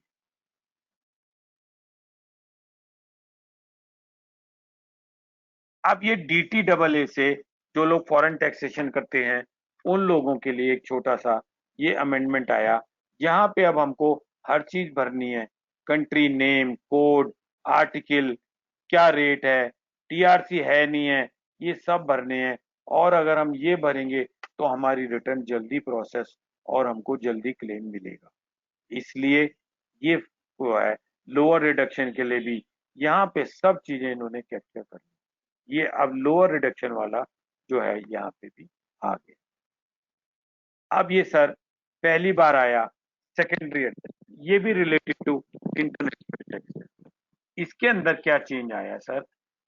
क्या हुआ कि अगर आपका कोई डिपार्टमेंट से डिस्प्यूट, और आप वो डिस्प्यूट को कहते हो ठीक है भैया एग्री कर लेते हैं, टैक्स दे देते,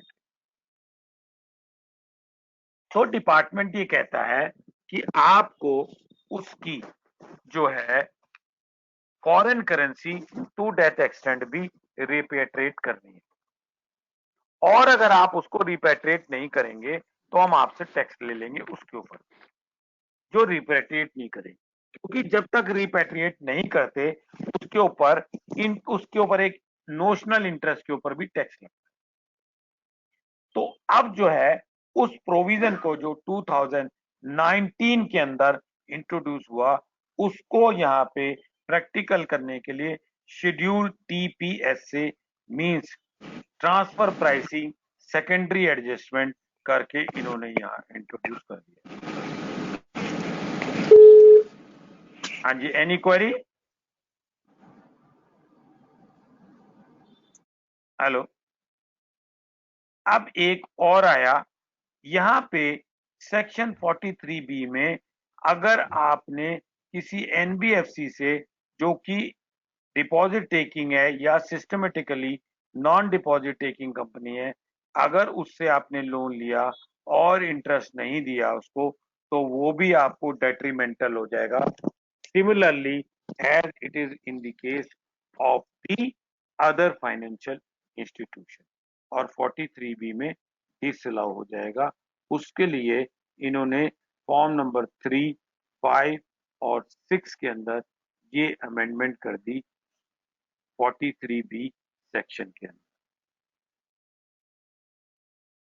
अब सर यहाँ पे those who have to do the audit, so please ask your as much as queries you want, because ये डायरेक्टली हमको इम्पैक्ट करेगा, और मैं यहाँ पे फिर थोड़ा समय लूंगा as compare to other section.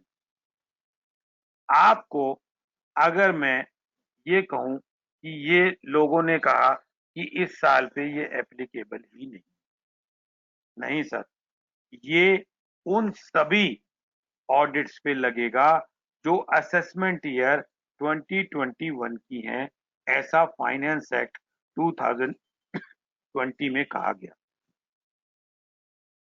जैसा कि एफएम साहिबा ने ये कहा था और प्रधानमंत्री जी ने भी कहा कि अब छोटे व्यापारियों को जो 5 करोड़ तक अपनी टर्नओवर कर रहे हैं और डिजिटल बिजनेस है, उनको अब रिटर्न फाइल करने की आवश्यकता नहीं, वो टैक्स ऑडिट कराने की आवश्यकता नहीं। अब साहब, let us see what is the provision and what is the form is saying. और मैं आपको पहले प्रोविजन की तरफ लेके चलता हूं, जो कि सेक्शन के अंदर 2020 के नए वाले इनकम टैक्स में है। इसमें एक प्रोवाइजो ऐड किया, उसमें उन्होंने ये कहा carrying on a business provided में ये बोला whose aggregate of all amount received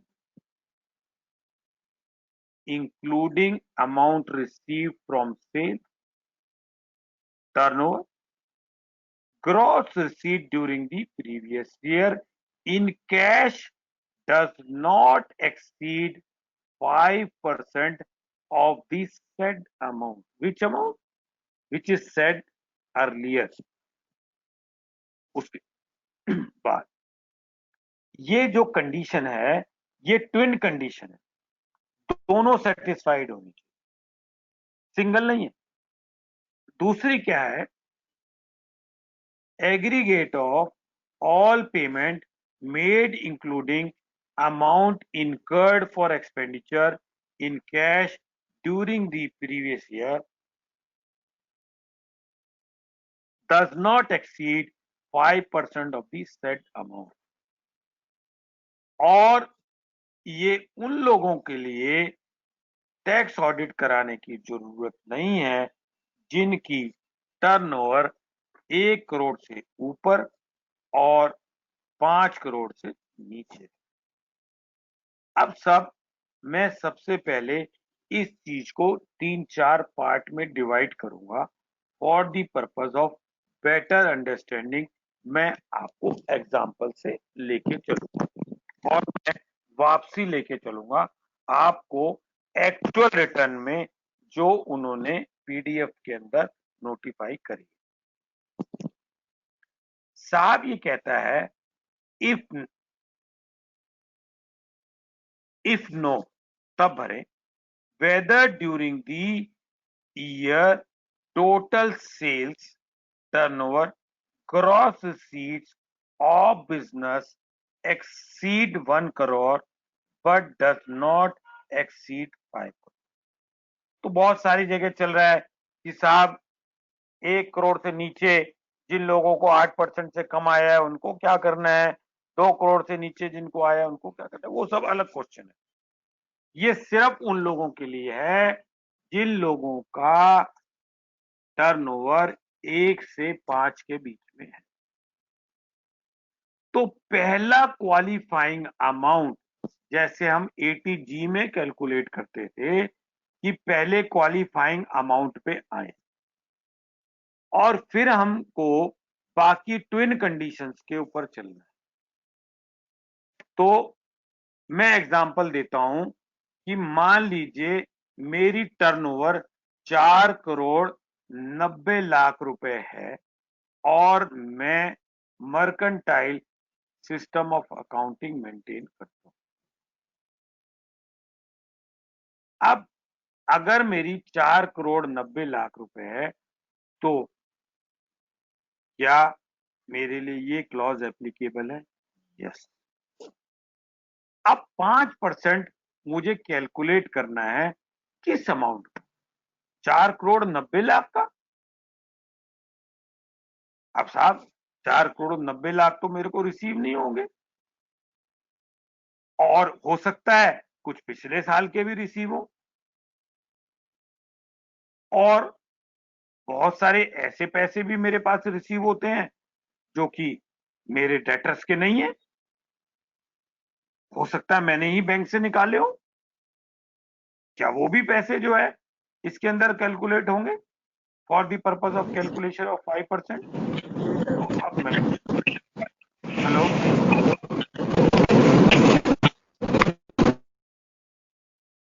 hello, मैं आपको अब यहाँ पे बताना चाहूंगा कि पहला मैंने एग्जाम्पल फ्लैग किया 4,90,00,000। अब मैं सर्च को पढ़ता हूं, ये क्या कहता है, whether aggregate of all amount received including amount receive for sale. ये यहां नहीं कहता है in respect of the previous year turnover, it says whether aggregate of all amount received including amount received for sales, turnover, gross receipts। ये तो ऊपर भी कहा था, मुझे यहां समझ में आती है, ठीक। और capital account such as capital contribution, loans etcetera during the previous year. तो अगर मान लीजिए 4,90,00,000 में से मेरे पास इस साल के 4.5 करोड़ आ गए, वैसे तो आए नहीं होंगे, लेकिन मान लीजिए मैंने प्रज्यूम कर लिया 4.5 करोड़ रुपए आ गए एग्रीगेट। फिर मैंने 3 करोड़ रुपए के लोन ले लिए, कितने हो गए, 7.5। फिर मैंने 1 करोड़ की कैपिटल ले आया, कितने हो गए, 8.5। अब ये जो 8.5 है, इसमें एक और अमाउंट है। मैं क्या करता था, रोज बैंक में जाता था, पूछते था भाई कितने पैसे है करंट अकाउंट में, तो बोला जी आपके 25 लाख है, कोई नहीं 22 लाख दे दे। अगले दिन फिर आया 22 लाख में से 21,90,000 जमा करा दिए या 23 लाख जमा करा दिए, उस दिन की सेल्स भी। तो क्या मेरे ही सेल्फ डिपॉजिट को इसमें इंक्लूड करना है? नहीं साहब, ये जो है इन रिलेशन टू, हम इन चीजों से रीड करेंगे जो कि मेरी सेल से कनेक्टेड हो, टर्नओवर से कनेक्टेड हो, ग्रॉस रिसीट से कनेक्टेड हो, कैपिटल अकाउंट से कनेक्टेड हो, या कैपिटल कंट्रीब्यूशन लोन से। अब क्या ये अमाउंट 4,90,00,000 से ऊपर हो सकता है, कम हो सकता है? यस, जैसे मैंने आपको बताया 4.5 करोड़, 3 करोड़, 7.5 करोड़, और आपका 1 करोड़ पिछला आ गया, 8.5 करोड़ आपका अमाउंट आ गया। अब ये 8.5 करोड़ का आप 5% कर लीजिए, और 5% से कम अगर आपके पास कैश आया है तो आपको कोई दिक्कत नहीं। अब आपकी सेकंड कंडीशन भी पूरी हो। अब हम चलते हैं थर्ड कंडीशन।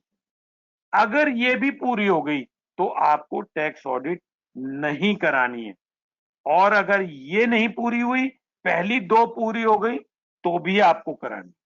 अब वो क्या कहता है, ये कहता है whether aggregate of all payment made including amount incurred for expenditure और capital account such as acquisition asset, repayment of loan during the previous year in cash does not exceed 5%। तो पहले तो आपको एग्रीगेट करना पड़ेगा सारे खर्चों को, सारी एसेट एक्वायर करी है जो आपने पेमेंट करी ड्यूरिंग द ईयर, उनको आपको करना पड़ेगा। रीपेमेंट ऑफ लोन को जितने आपने किए उनको टोटल करना पड़ेगा। उन सब को टोटल करके आपको 5% कैलकुलेट करना है, और वो 5% आपका अगर हो गया तो ऑडिट करानी है, और लेस देन 5% कैश में रहा तो ऑडिट नहीं करानी। तो एक बार दोबारा रिब्रश करते हैं। पहले तो फर्स्ट कंडीशन सेटिस्फाई होनी चाहिए कि आपकी ग्रॉस रिसीट टर्नओवर, ये कहां से देखेंगे, ये साहब अपना टैक्स ऑडिट का गाइडेंस नोट डिफाइन करता है। सेल्स क्या है, टर्नओवर क्या है, ग्रॉस रिसीट क्या है, और ये related to business, non business के लिए नहीं। कैपिटल गेन नहीं आएगा, इनकम फ्रॉम अदर सोर्सेज नहीं आएगी, तो आपको 44AB के लिए गाइडेंस नोट 44AB का कंसिडर करना है। और अगर आपका 1 करोड़ से ऊपर और 5 करोड़ से नीचे है तो आप पहली कंडीशन को मीट आउट। आपने नीचे 5 करोड़ से कम ले रखे हैं और 5 करोड़ से 5% आपके 25 लाख से नीचे कैश की आपकी है, तो आप ये सोचे आपको ऑडिट नहीं करानी। नहीं साहब, ऑडिट आपको कैलकुलेट करनी है ओवरऑल अमाउंट जो मैंने अभी डिफाइन करा 8.5 करोड़। और सिमिलरली नीचे पेमेंट का, अगर मान लीजिए आपका टोटल पेमेंट करी, बाकी सब आपकी क्रेडिट हो गए, या आपने रीपेमेंट नहीं करी कोई भी, और आपने टोटल पेमेंट ही 3 करोड़ की करी, 3 करोड़ की पेमेंट के ऊपर 5%, 5 या 15, आपको अगर 15 लाख रुपए से ऊपर आपने कैश नहीं दिया तो कोई आपको टैक्स ऑडिट करने की जरूरत नहीं। एक क्वेश्चन मुझसे यहाँ पे पूछा गया, एक मेरे पास कल आया, एक अमेजन जो है सीओडी कलेक्ट करती है मेरे ब्याज पे, तो क्या वो कैश माना जाएगा? Receive by me. अमेजन तो मुझे चेक से देता है, लेकिन अमेजन कैश लेता है मेरे ब्याज पे। अब ये सर डिपेंड करेगा agreement between me and Amazon. Amazon जो है अपने कस्टमर्स को कोई भी चीज फैसिलिटी अगर देता है और मेरा वो एज ए एजेंट कलेक्ट नहीं करता,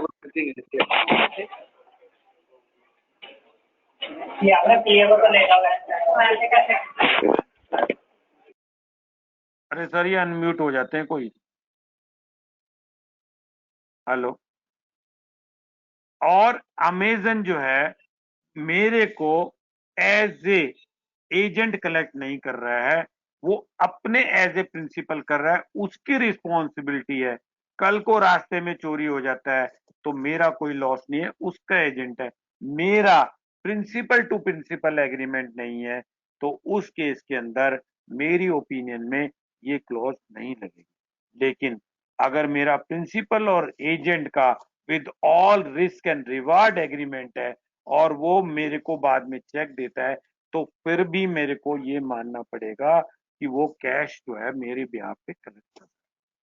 सिमिलरली ऐसे ही पेमेंट से रिलेटेड है। तो ये सर मेरा यहाँ पे मेजर जो हम लोगों को डायरेक्ट आने वाले टाइम में इम्पैक्ट करने वाला है, ये उसका है। अगर यहाँ पे कोई क्वेरीज हो तो मैं उसको यहीं लेना पसंद करूंगा। फिर मैं एनी क्वेरीज?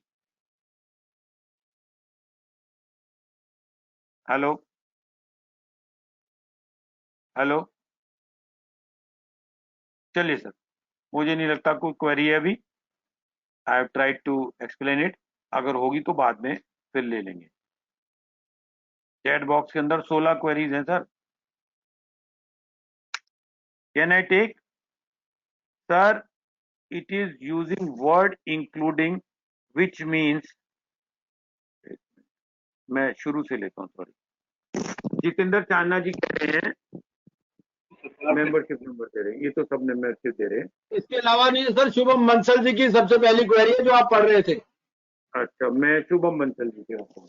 हाँ जी, हाँ जी। Sir it is using word included which means definition inclusive illustrated list, then we are not considering self deposit. Yes, I have already told self deposit नहीं लेनी है, क्योंकि जब भी कहीं बात जाता है वो आपको इजिज्डम जनरिस का एक प्रिंसिपल है, उसको आपको यूज करना चाहिए कि जो पहले पैराग्राफ में पहले चीजें कही गई हैं उनसे ही रिलेटेड है।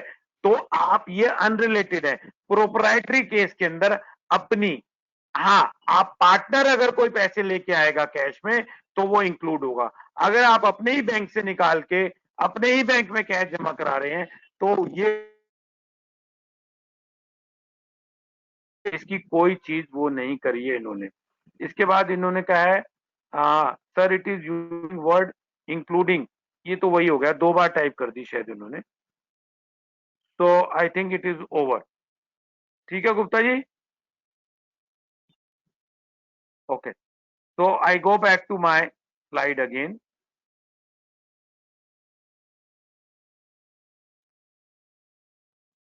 अब ये सर आया है चेंजेस 1 और 4 के अंदर। कुछ नहीं है, छोटा सा चेंज है, नेचर ऑफ एम्प्लॉयमेंट देनी है।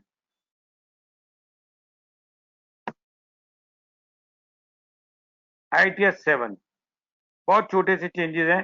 जिन लोगों ने इस साल में कोई ऑब्जेक्ट चेंज किया है तो उनको दोबारा फ्रेश रजिस्ट्रेशन लेनी थी। अगर उन्होंने ली है तो उसकी यहाँ पे आपको डिटेल भरनी है। वैसे ये मेजरली अगले साल में काम आने वाला है, लेकिन अगर ली है तो उसको यहाँ पर, जैसा कि जो चैरिटेबल ट्रस्ट में काम करते हैं, if suppose they are giving any donation which is in the nature of corpus, तो एप्लीकेशन ऑफ फंड नहीं मानी जाती। इसलिए इन्होंने यहाँ पे स्पेसिफिक क्लियर कट कर दिया है कि डोनेशन वही आप यहाँ लें जो कि आप कैपिटल या कॉर्पस के अलावा हैं, क्योंकि एप्लीकेशन उनकी नहीं मानी जाती। सिमिलरली ये अगर आपने कोई दी है कॉर्पस के लिए तो वो डिसअलाउ होगी अगर आपने उसको अपने P&L के अंदर एप्लीकेशन मांगा है।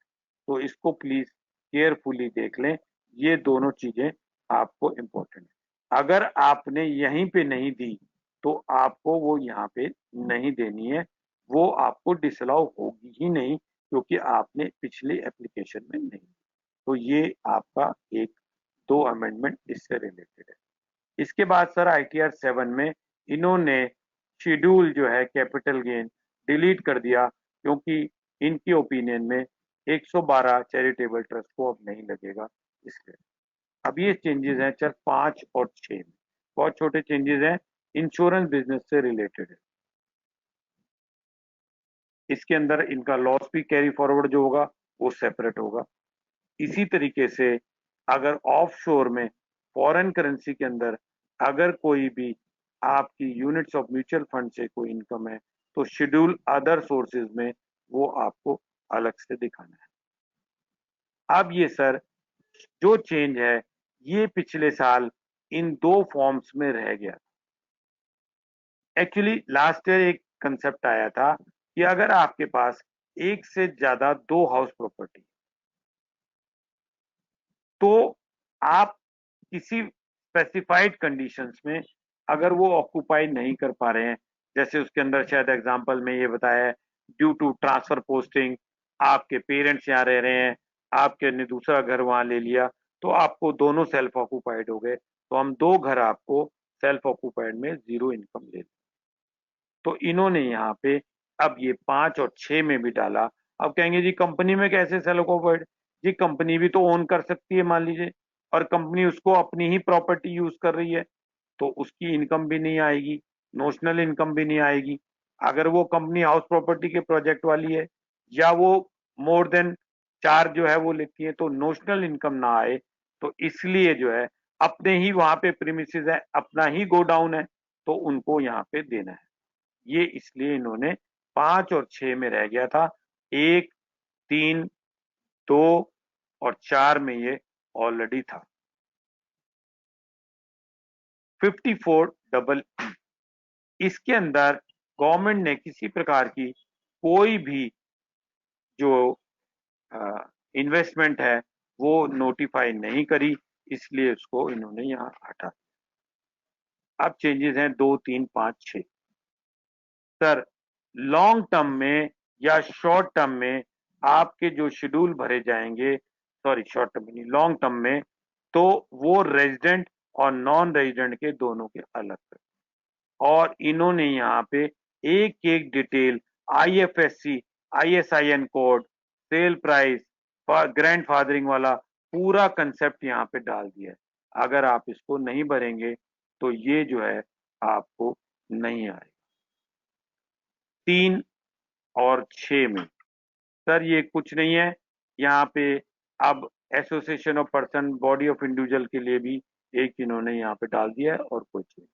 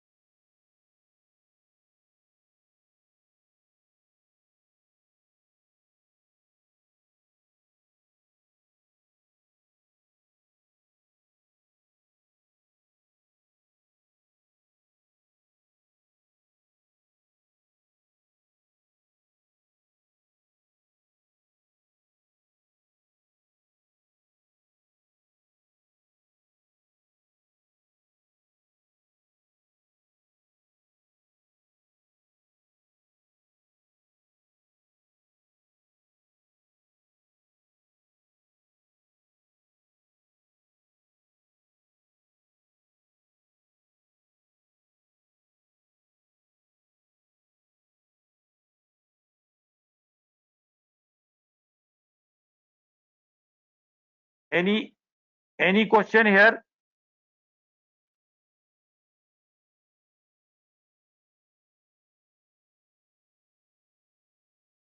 कोई क्वेश्चन नहीं है.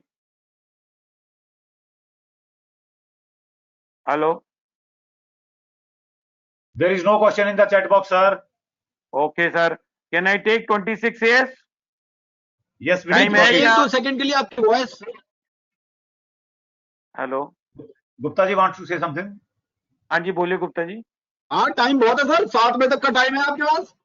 हाँ सर, चेंजेस तो इतने ही टाइम है. Up to 7 o'clock. सर देखो क्या है कि कैशियर का कैश टैली है. सुनील जी Query नहीं वेलकम है. कर रहे हैं सर आपको. हाँ हाँ. सुनील जी वेलकम कर रहे हैं. Thank you. कोई क्वेरी हो तो पूछे, वरना मैं 26 years. अब आ गया मेरे स्क्रीन नहीं. स्क्रीन नहीं आया 26. आगे सर, स्क्रीन भी आ रहा है, आवाज भी आ रही है आपकी. अच्छा ठीक स्क्रीन है. आया. Changes in respect of 26 years. नहीं, वो स्क्रीन पीपीटी वाला स्क्रीन नहीं आया सर आपका. अच्छा, एक मिनट सर. अब मैं इसको दोबारा फिर लेता हूँ सर. वो वाला आप, हाँ, दोबारा स्क्रीन शेयरिंग कर लीजिए. स्क्रीन शेयरिंग एक बार ऑफ करके ना दोबारा स्क्रीन शेयरिंग ऑन कर लीजिए, फिर आ जाएगा. हाँ जी, हाँ जी, बिल्कुल सर.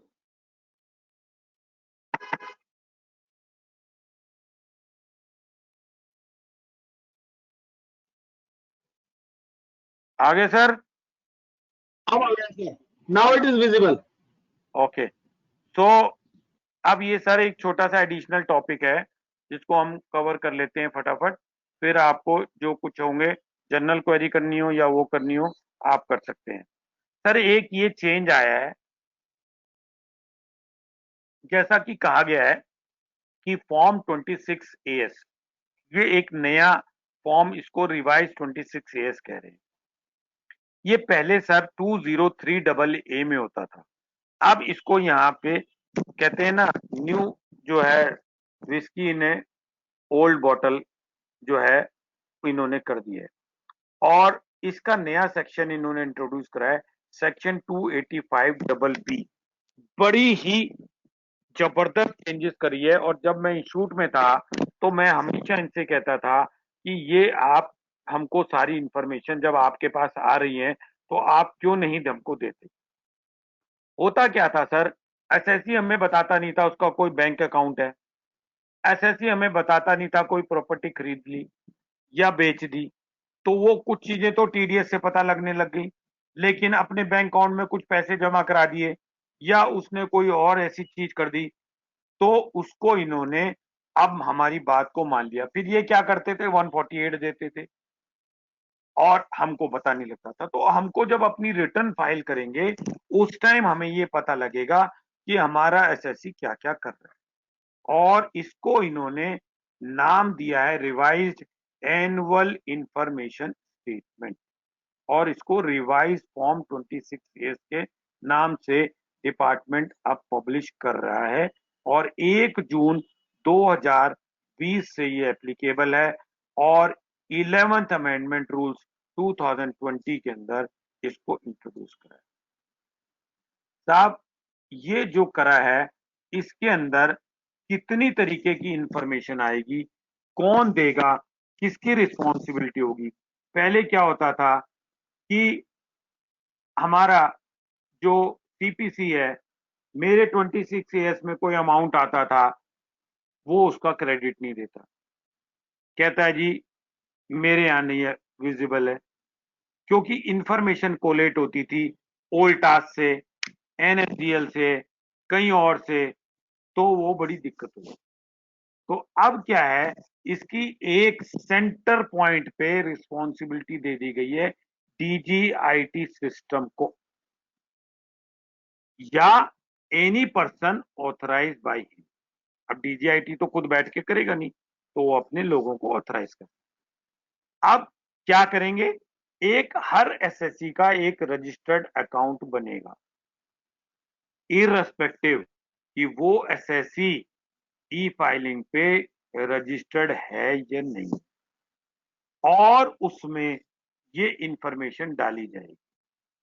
डायरेक्टर जनरल की रिस्पॉन्सिबिलिटी होगी कि जो भी इंफॉर्मेशन उसके पोजीशन में आएगी, जो कि डिफाइंड है 114I में, उसको विद इन 3 month जिस मंथ के एंड में उसको मिलेगी उसको एसएससी के रजिस्टर्ड अकाउंट में पोस्ट करना होगा। साहब ये कहीं नहीं बताया गया कि 3 महीने बाद वो पोस्ट नहीं कर पाएगा, और अगर उसने लेट पोस्ट करी तो उसको पेनल्टी लगेगी, और अगर उसने नहीं करी तो एसएससी के पास क्या रेमेडी है, ये अभी कोई चीज नहीं है। हाउएवर इट इज प्रज्यूम्ड कि ये सब चीजें डायरेक्टर जनरल की। दूसरी यूनिक चीज, हर साल का 26 ईयर्स अब अलग बनेगा। अब ये financial year and assessment year wise आपको मिलेगा। क्या क्या चीजें होंगी? टीसीएस टीडीएस कलेक्टेड, चलिए ये तो पहले भी होता था, नई चीज क्या है? स्पेसिफाइड फाइनेंशियल ट्रांजैक्शंस एसएफटी, जो आपकी और लोग रिपोर्ट करेंगे वो यहाँ पे आपको आएगा। चलिए कोई बात नहीं। पेमेंट ऑफ टैक्सेस, आप कोई पेमेंट करेंगे, सेल्फ, एडवांस टैक्स, कोई भी एडजस्टमेंट, सब यहाँ। कोई डिमांड होगा उस साल में, कोई रिफंड होगी उस साल की, वो वहां पे आएगी। चलिए सर आगे चलते हैं। पेंडिंग प्रोसीडिंग अगर होगी कोई, आपका 148 इशू हुआ, नोटिस नहीं मिला, पता नहीं है, माई अकाउंट में पड़ा है, ये 26 ईयर्स में भी आएगा।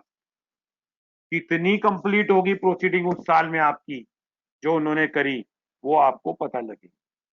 अब आते हैं सर यहाँ पे जो dangerous, information received from any officer, authority, body performing any function under any law. तो साहब जीएसटी वालों की, कस्टम वालों की, और हो सकता है पुलिस वालों की, आपके कोई इंफॉर्मेशन सीबीआई, बेनामी, ब्लैक मनी, पीएमएलए, और हो सकता है क्रिमिनल प्रोसीडिंग भी यहाँ दे दे, कोई भरोसा नहीं। लेकिन ऐसा नहीं है, उन्होंने कहा कोई information which may be deemed fit in the interest of revenue will be given in sub rule 1।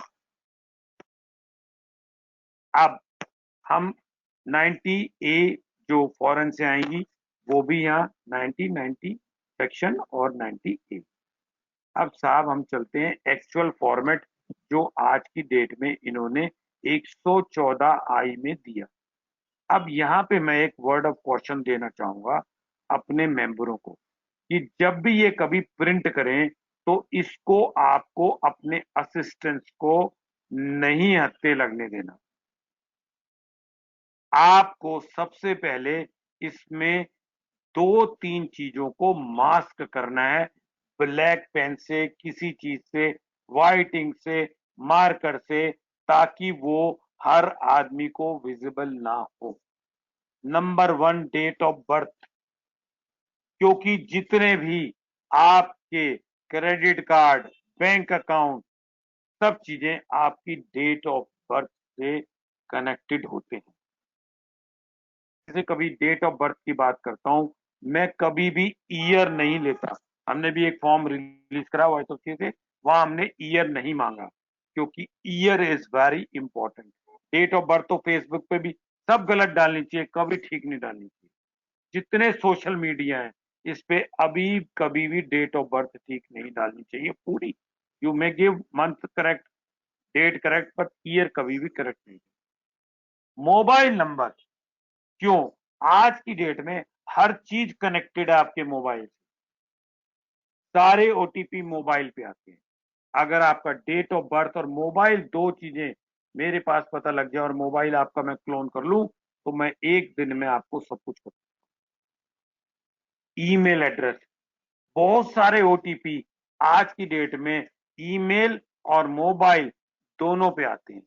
तो ये इंफॉर्मेशन जब आपको किसी और को देनी हो तो ये जरूरी नहीं है कि आप ये इंफॉर्मेशन, क्योंकि आने वाले कल में जो भी बैंकर आपको लोन देगा या आपका कोई अकाउंट खोलेगा तो वो जरूर यहाँ पे देखना चाहेगा कि आप कैसे एसएससी हैं, आपकी क्या चीजें इनकम टैक्स के अंदर पेंडिंग हैं, और ये अगर आप देखें तो ये ईयर वाइज है।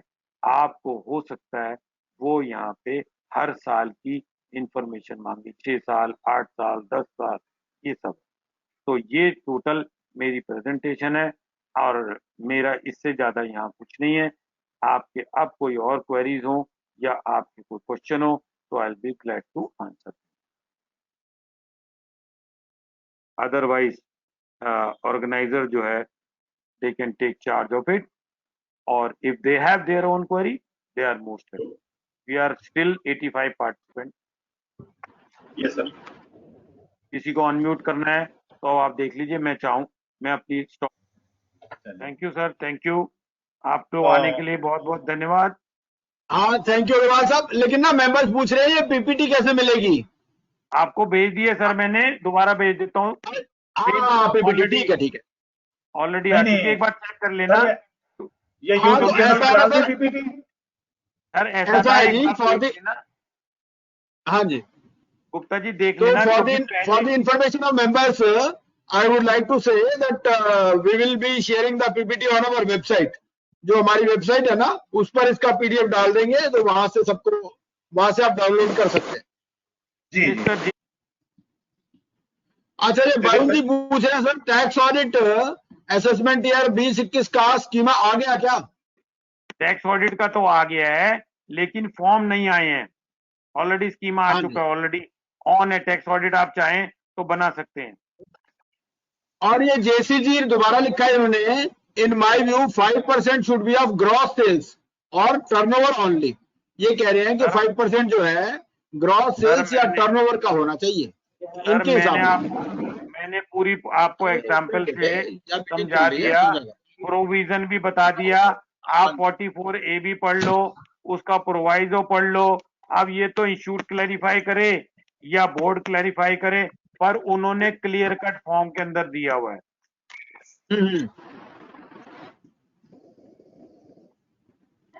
सर मेरी और आपके ओपिनियन की क्या वैल्यू है? जो ब्लैक एंड व्हाइट में लिखा है उसको पढ़ेंगे। हाँ ये तो है सर, ठीक बात सर। हाँ जी, तो with this we thank CA Sanjay Agarwal ji thank you sir, thank for you his very much. valuable time and very nice deliberation on the subject. और भी अगर कोई आपकी क्वेरी हो, he is always open for discussion on phone, on email, on WhatsApp. He is always available for members at large. और he has got a very good grip over the subject. और एक दो बातें हम और भी कहना चाहेंगे। एक तो कि हमारा जो YouTube चैनल है वो भी स्टार्ट हो गया है। तो संजय जी की जो रिकॉर्डिंग है ये हमने रिकॉर्ड कर लिया है और ये सेशन हम वहाँ YouTube चैनल पर भी डाल देंगे। कुछ मेंबर जो यहाँ नहीं देख पाए या थोड़ा कनेक्टिविटी का इशू था तो वो लोग वहां पर भी उसको देख सकते हैं। उसके अलावा हमारा 25 तारीख को भी एक प्रोग्राम है ऑन जीएसटी। 2 टॉपिक हैं। पहला सेशन लेंगे ये अपना राजेंद्र अरोड़ा जी है, नव्य मल्होत्रा। पहला सेशन शायद राजेंद्र अरोड़ा जी का है। उनका है टॉपिक ये अपना 3 years of GST hits and Mrs. और उसके बाद नव्य मल्होत्रा जी का है। तो नव्य मल्होत्रा जी जो टॉपिक लेने वाले हैं वो है precautions to be taken while finalising accounts and GST annual return. तो ये टॉपिक रहने वाले हैं हमारे 25 तारीख को। आप सब लोग जुड़े रहें। अब थोड़ा सा देखिए टेक्निकल, जब हम लोग आए हैं अब थोड़ा, तो कई बार थोड़े से हिकअप्स होते हैं, but I hope you understand. और फिर भी खैर काफी अच्छा चल रहा है। तो with this we thank everybody for their valuable time. We specially thank CA Sanjay Agarwal ji, the speaker for today session, for sparing his valuable time and giving a wonderful deliberation on the subject. Thank you all. Thank you very much. We are formally ending the meeting right now. Okay. Thank you. Okay, sir.